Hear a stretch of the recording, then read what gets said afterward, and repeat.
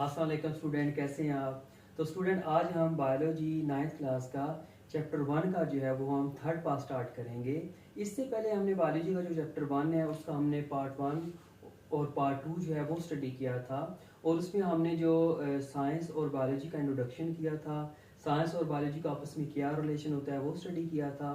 और फिर हमने जो बायोलॉजी है उसकी जो डिफरेंट जो ब्रांचेज हैं उसको हमने डिटेल में स्टडी किया था। तो उसी को ही हम कंटिन्यू करते हुए आज जो बायोलॉजी की ब्रांच स्टडी करेंगे वो फर्स्ट है मॉलिक्यूलर बायोलॉजी। मॉलिक्यूलर बायोलॉजी क्या होती है? The study of organism eight molecular level. Biology की ये वो ब्रांच होती है जिसमें हम जो ऑर्गेनिज्म होते हैं उसको हम मॉलिक्यूलर लेवल पर स्टडी करते हैं। फॉर एग्जांपल जो ऑर्गेनिज्म होते हैं उनमें डीएनए होता है, आरएनए होता है। तो डीएनए और आरएनए की शेप, इसका स्ट्रक्चर, इसका साइज, ये कंप्लीट जो स्टडी करना, इसके कैरेक्टरिस्टिक को स्टडी करना क्या कहलाता है? मॉलिक्यूलर बायोलॉजी कहलाता है। अब जो बायोलॉजी की जो नेक्स्ट ब्रांच है वो है एम्ब्रियोलॉजी। एम्ब्रियोलॉजी है ये 2 वर्ड्स पे कंसिस्ट है, एम्ब्रियो एंड लोगी। आप ऑलरेडी जानते हैं कि लोगी जो है हम ग्रीक वर्ड में, ग्रीक लैंग्वेज में स्टडी को कहते हैं। एम्ब्रियो जो है ये हम कहते हैं एग को या सीड को। तो एम्ब्रियोलॉजी बायोलॉजी की वो ब्रांच होती है जिसमें हम जो कंप्लीट फर्टिलाइजेशन प्रोसेस होता है, जिसमें जो न्यू ऑफस्प्रिंग बनते हैं, न्यू ऑर्गेनिज्म बनते हैं, उस प्रोसेस को हम क्या कहते हैं? एम्ब्रियोलॉजी कहते हैं। अब जो बायोलॉजी की जो नेक्स्ट ब्रांच है वो है पीलिएंटोलॉजी। पीलिएंटोलॉजी क्या होती है? The study of history of life on earth based on the fossils, इसका पीलिएंटोलॉजी। बेसिकली आप देखें कि आज से हजारों साल पहले जो है बहुत से एनिमल्स, बहुत से ऑर्गेनिज्म ऐसे थे जो इस अर्थ पर अवेलेबल थे। लेकिन क्या हुआ, आहिस्ता आहिस्ता जितने भी ऑर्गेनिज्म थे अब वो अवेलेबल नहीं है। सम वो किसी तरह से ये जो है इस वर्ल्ड से वैनिश हो गए। लेकिन आप देखें कि फिर साइंटिस्ट को कैसे पता चला कि आज से हजारों साल पहले बहुत से एनिमल ऑर्गेनिज्म इस अर्थ पर थे लेकिन अब वो इस पे नहीं है। तो होता क्या था कि अगर हजारों साल पहले भी जो एनिमल्स थे उनके जो इम्प्रिंट है वो क्या होते थे? फॉसिल्स की शक्ल में अवेलेबल होते थे। फॉर एग्जांपल जो डायनासोर है, डायनासोर आज से हजारों साल पहले ये ऑर्गेनिज्म इस अर्थ पर पाए जाते थे। लेकिन आस्ता आस्ता ये इस दुनिया से ख़त्म हो गए। लेकिन जब साइंटिस्ट ने इनके फॉसिल्स को स्टडी किया तो पता चला कि ये डायनासोर अवेलेबल थे और इनकी जो लाइफ थी आज से 1000 साल पहले इस दुनिया में अवेलेबल थी। तो इस कंप्लीट स्टडी को हम क्या कहते हैं? पीलिएंटोलॉजी कहते हैं। अब जो नेक्स्ट ब्रांच है बायोलॉजी की वो है इकोलॉजी। इकोलॉजी जो होती है, हम इको कहते हैं इन्वायरमेंट को और लोगो स्टडी को। तो इसका मतलब ये होता है कि जो लिविंग ऑर्गेनिज्म होते हैं वो जिस इन्वायरमेंट में रहते हैं उनका जो आपस में जो रिलेशन होता है उसको हम क्या कहते हैं? इकोलॉजी कहते हैं। अब इसमें जो एग्जांपल है वो पोन्ड्स हैं, लेक है, सीज है और डेजर्ट है। अब जो डिफरेंट जो ऑर्गेनिज्म होते हैं जो सीज में रहते हैं, डेजर्ट में रहते हैं, उनका अपनी इन्वायरमेंट से डिफरेंट रिलेशन होता है और इसके बगैर वो, इसके विदाउट वो नहीं रह सकते। तो इस कंप्लीट स्टडी को हम क्या कहते हैं? इकोलॉजी कहते हैं। अब जो हमारी बायोलॉजी की जो नेक्स्ट ब्रांच है वो है मैरीन बायोलॉजी। मैरीन बायोलॉजी क्या होती है? ऑर्गेनिज्म लिव इन सी। तो हम वो ऑर्गेनिज्म जो सी के अंदर रहते हैं उनके बारे में स्टडी को हम क्या कहते हैं? मैरीन बायोलॉजी कहते हैं। अब इसकी जो एग्जांपल है वो फिश है, वेल्स हैं, डॉल्फिन हैं और क्या है? स्पॉन्जीज हैं। अब जो नेक्स्ट ब्रांच है बायोलॉजी की वो है पैथोलॉजी। पैथोलॉजी क्या होता है? The study of diagnosis of disease. Biology की ये वो ब्रांच होती है जिसमें हम जो लिविंग ऑर्गेनिज्म होते हैं, एनिमल्स होते हैं, उसके अंदर हम जो डिजीज़ है हम उसको स्टडी करते हैं, हम उसको डायग्नोज करते हैं। तो उस कंप्लीट प्रोसेस को, उस कंप्लीट स्टडी को हम क्या कहते हैं? पैथोलॉजी कहते हैं। अब जो बायोलॉजी की जो नेक्स्ट ब्रांच है वो है इम्यूनोलॉजी। इम्यूनोलॉजी क्या होती है? The study of immunity in living organism is called immunology. अब इम्यूनोलॉजी में इम्यूनिटी क्या होती है? इम्यूनिटी बेसिकली ये जितने भी लिविंग ऑर्गेनिज्म हैं, चाहे वो एनिमल्स हैं चाहे ह्यूमन बीइंग हैं, उनमें क्या होती है? एक एबिलिटी होती है जिससे वो क्या करते हैं, जो डिफरेंट जो माइक्रो ऑर्गेनिज्म होते हैं जो कि इन्फेक्शन प्रोड्यूस कर सकते हैं, डिजीज काज कर सकते हैं, तो ऑटोमेटिक उनके खिलाफ क्या करते हैं? मुदाफ़त पैदा करते हैं, इम्यून पैदा करते हैं, तो उस एबिलिटी को क्या कहते हैं, इम्यूनिटी कहते हैं। लेकिन बहुत सी डिजीज़ ऐसी भी होती हैं जिनमें स्टार्ट में जो है वो इम्यूनिटी नहीं होती। फॉर एग्जांपल कोरोना है, डेंगू है या पोलियो है, तो इसकी क्या होती है, इसकी वैक्सीनेशन बनाई जाती है और उस वैक्सीन को जो है वो ह्यूमन बीइंग में क्या किया जाता है, वो वैक्सीनेशन दी जाती है और इस प्रोसेस को हम क्या कहते हैं, इम्यूनाइजेशन कहती हैं। वो प्रोसेस जिससे जो लिविंग ऑर्गेनिज्म होते हैं वो आफ्टर वैक्सीनेशन जो है उनमें भी इम्यूनिटी आ जाती है, तो उस प्रोसेस को हम क्या कहते हैं, उस प्रोसेस को हम इम्यूनाइजेशन कहते हैं। अब नेक्स्ट जो ब्रांच है बायोलॉजी की वो है फार्माकोलॉजी। फार्माकोलॉजी क्या होती है, ये बायोलॉजी की वो ब्रांच होती है जिसमें हम मेडिसिन को या ड्रग को स्टडी करते हैं। The study of medicine is called pharmacology. और ये जो मेडिसिन होती हैं ये भी एक केमिकल सब्सटेंस होता है। फॉर एग्जांपल आप देखें पैनाडोल है, ये फीवर के लिए यूज़ होती है, इंसुलिन जो है ये डायबिटीज़ के लिए यूज़ होती है। इसके अलावा बहुत सी एंटीबायोटिक हैं जिसमें पेनिसिलिन है, तो ये भी जो है डिफरेंट इन्फेक्शन जो बचने के लिए या उनकी ट्रीटमेंट के लिए यूज़ होती हैं। तो स्टूडेंट आज जो है हमारी ये जो ब्रांचेस जो है इसका टॉपिक जो है वो भी एंड हुआ। अभी हम जो है वो नेक्स्ट टॉपिक जो है वो स्टार्ट करते हैं और वो है बायोलॉजिकल मेथड। बायोलॉजिकल मेथड से मीनिंग ये है कि हम बायोलॉजी का जो मेथड है, जैसे कि हमने स्टार्ट में पढ़ा था कि साइंस और बायोलॉजी आपस में इंटरलिंक है, तो अब हम इसमें देखेंगे कि बायोलॉजी किस तरह वर्क करती है, इसका मेथड क्या है इसकी स्टडी का। तो इसका जो मेथड है मैंने आपकी आसानी के लिए इसको जो है 8 स्टेप में जो है ना वो लिखा हुआ है, मेंशन किया हुआ है, तो हम इसको जो है ना 1 बाय 1 स्टडी करते हैं। अब जो बायोलॉजी का जो फर्स्ट मेथड है वो है रिकॉग्निशन ऑफ प्रॉब्लम। फर्स्ट जो इसका स्टेप है वो ये होता है कि प्रॉब्लम को आइडेंटिफाई करना कि प्रॉब्लम है। अब ये प्रॉब्लम जो है वो आप खुद भी रिकॉग्नाइज कर सकते हैं, या कोई पर्सन जो होता है जो वो रिसर्चर, जो बायोलॉजी का रिसर्चर होता है या उन साइंटिस्ट को बताता है कि ये प्रॉब्लम है। तो फर्स्ट जो स्टेप होता है आइडेंटिफाई करना होता है, रिकॉग्नाइजेशन करना होता है प्रॉब्लम को।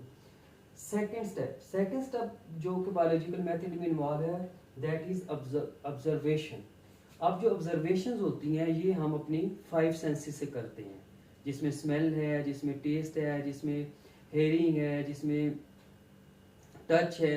तो अब इनसे फिजिकली भी आप देख सकते हैं, आप अपनी आंखों से भी देख सकते हैं, तो ये ऑब्जर्वेशन होती हैं। अब ऑब्जर्वेशन जो होती हैं ये 2 टाइप्स की होती हैं। First type is called qualitative observation and second is called quantitative observation. Qualitative observation जो होती है ये रिलेटेड होती है क्वालिटी के, कैरेक्टरिस्टिक के, जो हम फिजिकली देख रहे होते हैं, और जो क्वांटिटेटिव होते हैं वो होते हैं नंबर पे। तो ये जो टाइप्स होती हैं इनको हम क्या कहते हैं, ऑब्जर्वेशंस कहते हैं। अब जो थर्ड स्टेप है वो है बिल्डिंग ऑफ हाइपोथेसिस।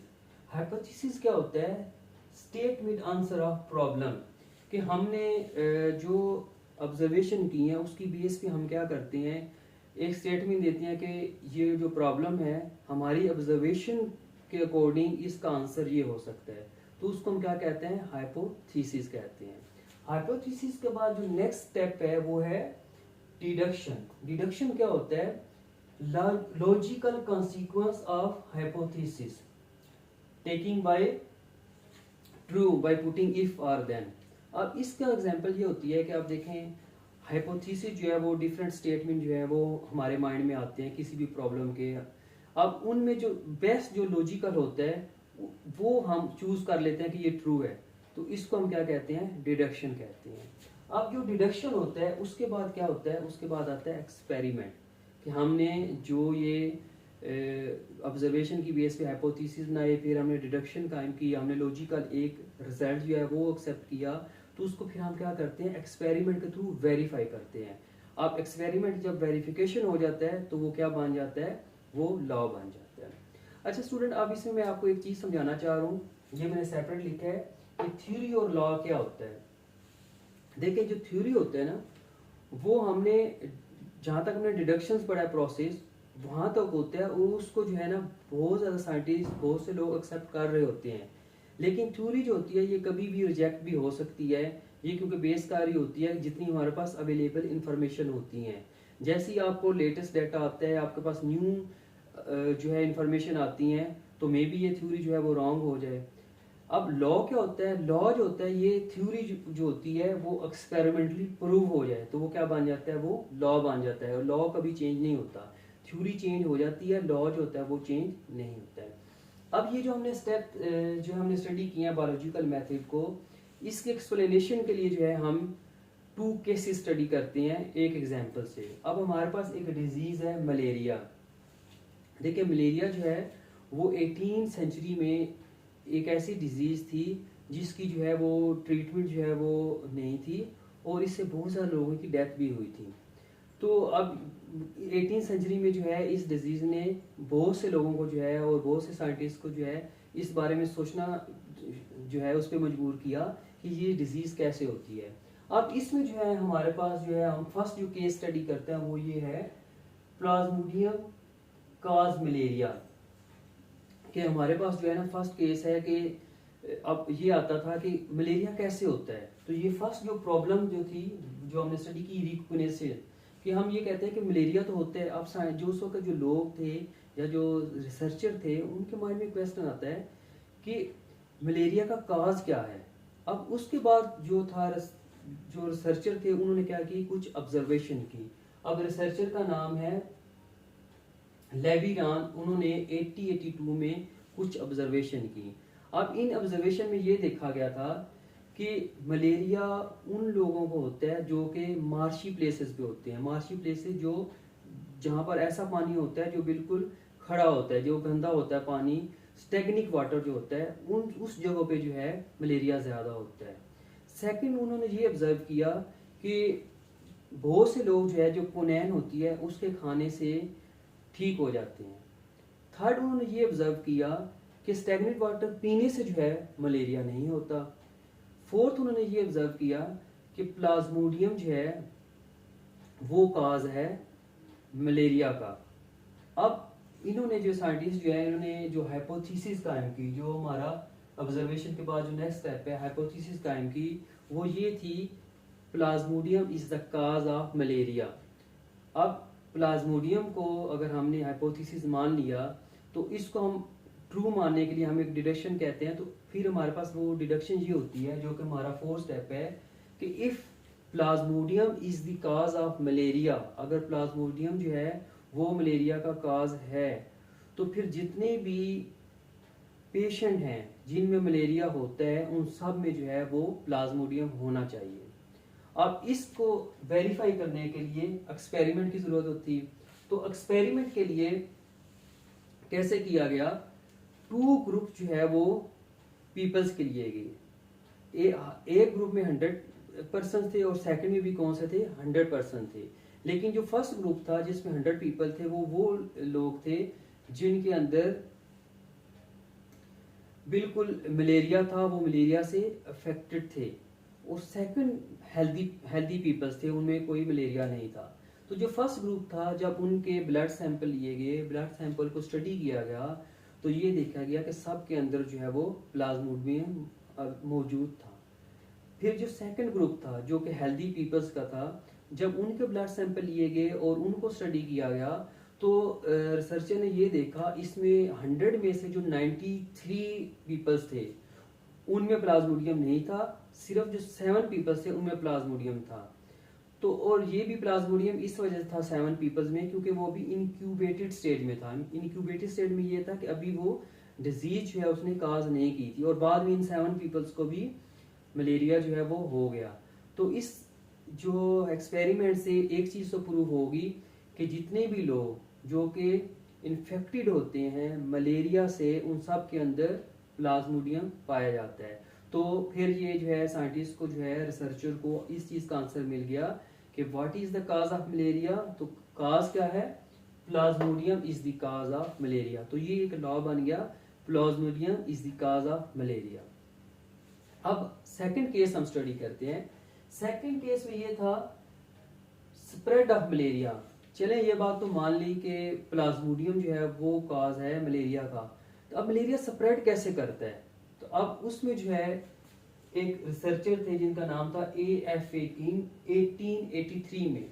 उन्होंने क्या किया, उन्होंने कुछ चीजें ऑब्जर्व की। ऑब्जर्वेशन में ये था कि ऐसे लोग जो ओपन प्लेसेस में सोते हैं उनको मलेरिया ज़्यादा होता है।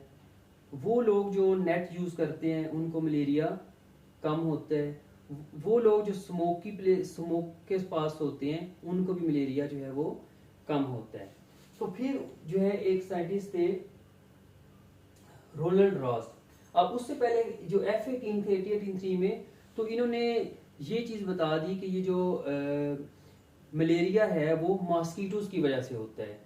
तो क्योंकि मॉस्किटो जो है वो ओपन प्लेसेस पे होते हैं, तो इस वजह से ये मॉस्किटोज वजह से जो है ये मलेरिया होता है। अब इस थ्योरी के बाद 1897 में एक प्रोफेसर थे रोनाल्ड रॉस।